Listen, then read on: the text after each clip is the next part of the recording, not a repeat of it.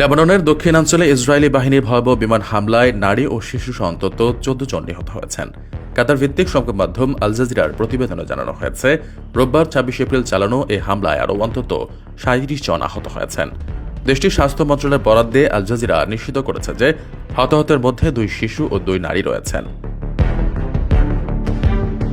একই দিনে লেবাননের দক্ষিণাঞ্চলে যুদ্ধ চলাকালীন এক ইসরায়েলি সেনা নিহতের খবর নিশ্চিত করেছে তেল আবিব। চলমান যুদ্ধবিরতির মাঝেও গত কয়েকদিন ধরে চলা পাল্টাপাল্টি হামলায় দুই দেশের পরিস্থিতি আবারও উত্তপ্ত হয়ে উঠেছে। ইসরায়েলি প্রধানমন্ত্রী বেনিয়ামিন নেতানিয়াহু এই হামলার পক্ষে সাফাই গিয়ে বলেছেন, যে কোনো পরিকল্পিত বা আসন্ন হামলার বিরুদ্ধে ব্যবস্থা নেওয়ার অধিকার তাদের রয়েছে। প্রবাসীদের জন্য নির্মাণ হচ্ছে দেশের প্রথম স্মার্ট সিটি, যেখানে থাকছে স্কুল, মসজিদ, হাসপাতাল, সুইমিং পুল, হেলিপ্যাড, পাঠাগার, জিম, সুপারমার্কেট, শিশু পার্ক সহ সকল নাগরিক সুবিধা।